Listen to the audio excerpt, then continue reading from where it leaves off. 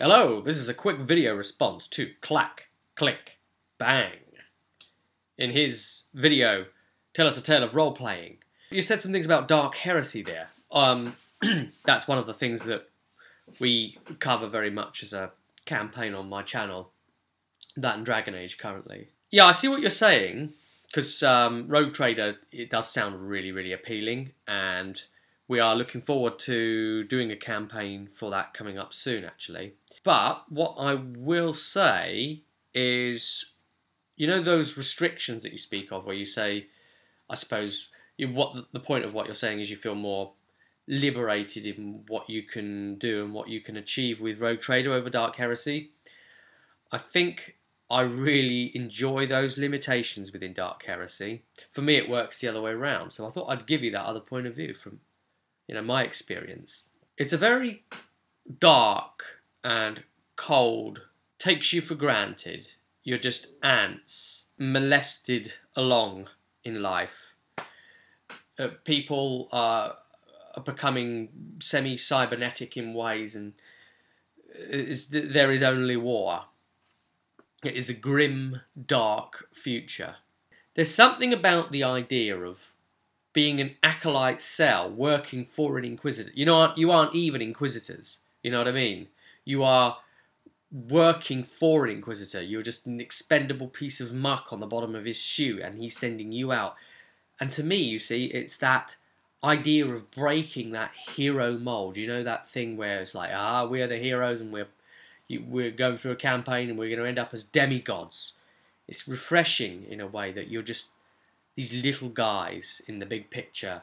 You've got the big picture, you've got the Space Marines and the other things going on, or the heroes of the Imperium, but there's these little guys investigating. And again, you see the emphasis is on investigating and uprooting corruption. So it's got a theme, because you're constantly paranoid and on the lookout, and you're supposed to be overzealot because of your worship of the Emperor. So I suppose the limitations and restrictions created by the coldness of the universe, the indications of what your role is as an acolyte for the Inquisitor, is really refreshing to me. I can't just run with it and do what I want. People can't just go off and metagame it how they want. They can't just power play it all the way through. They've got to keep it to a sort of point of degree of reference within the universe. That is exciting, because it helps focus myself and the group on really getting our characters down and portraying them and keeping them on the straight and narrow, and working out what it is they're going to do next. It's an opportunity, really. We're going to play so many other games, and we are playing other systems, fantasy things and other things, and we'll play all the different kinds of things. So this is a chance to where you get to be the subservient type, in that cold, dark setting. We feel we may only ever get to do it once, so we might as well have a go at doing it. I suppose, in a way, that same refreshing feeling that I'd probably get from playing Call of Cthulhu, where you aren't, the big hero mode sort of thing, where you really are the victim, and it's not really a case of, will you succeed or not. It's a case of just how long it's going to take before you're doomed, really, and quite how you'll be doomed. So things aren't actually even quite as bleak as that, really. Whereas I suppose with Rogue Trader, it's already there that, you are a rogue. You are a rogue element, you exist on the edge, the fringes of space. You exist in the Kronos sector, so you can get up to a lot of things that the Imperium can't really put their finger on you for, because they don't even dare go out into that part of space that you're going through. It's hostile areas. If they're crazy enough to go there, it's lawless. Leave them to it. Now, I suppose the other thing is, from taking an example of our group, is that when you've got such a system like Dark Heresy, that does have strong implications for the way you should behave, and you should worship the Emperor and these things. Sometimes when you do get the alterations and the breaks to the molds, it makes for an even more interesting character than that same layout would have been in another system. So, for instance, if you had if you've got someone like Kizdeen in our campaign, who is a scum, kleptomaniac, is always ready to shoot first, ask questions later, doesn't really worship the Emperor, just goes along with it, goes along out for her own buck. She'll abandon the mission and save her own skin if she has to. Constantly stealing, just constantly up to bad, bad, bad. You know, like Mass Effect 2's and Jack kind of character. Just like that, really.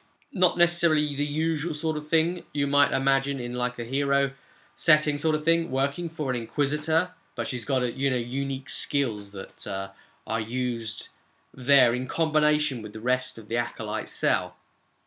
Now, it is in that idea we then get like a challenge to the mould, and that character layout, if that was in Rogue Trader, it wouldn't seem so special because it would be like, fringes of space, you're kind of piratey, yeah, you're kind of maraudery, yeah, you're kind of a deviant. That's the norm out here. But in an Acolyte cell, ooh.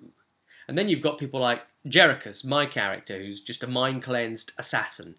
And he will do whatever his authorities tell him to do. He's just like a Star Wars clone trooper, And it's that idea of, if Order 66 comes through, then, style thing. He'll turn on his comrades and kill them in a moment. Which really gives me something interesting to go with there, because they're with a teammate who they never really feel teamed with. They know that, he really is just a weapon for the Imperium. And again, you see, I don't feel I could get that from Rogue Trader either. So there's two characters there that wouldn't quite feel so brilliant and special if they were in another system.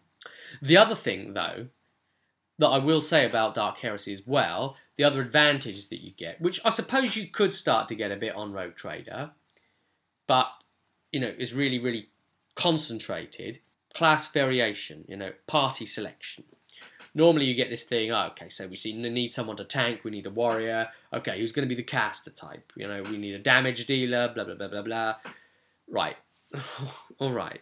But in a sort of random setting where people come together or forced together and they have to work together, what's the chances of you getting the ideal layout that you'll all be able to go out together with, right? It's only because the players have really thought about it together, a little bit power gamey, kind of, undoubtedly so, and they've said, well, I'll be this, then you be that, blah, blah, blah, blah, da-da-da, and they have mixed the classes out a bit to help benefit the group as an entity, right? Sometimes that's a little bit harder to explain. Yes, well, why have we got a nice range of all classes? In this one as well, just like we did in the last 14 campaigns of other systems we also played. That's curious. And, in Rogue Trader, you can obviously see the reason would be, well, the captain, he wants a variety of different skills aboard his ship so that, he can deal with a number of different things that happen.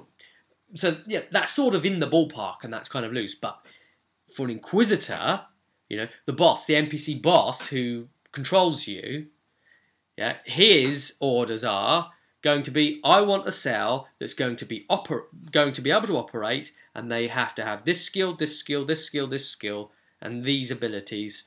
So I need to find some people that fit the profile, and I'm going to build a cell.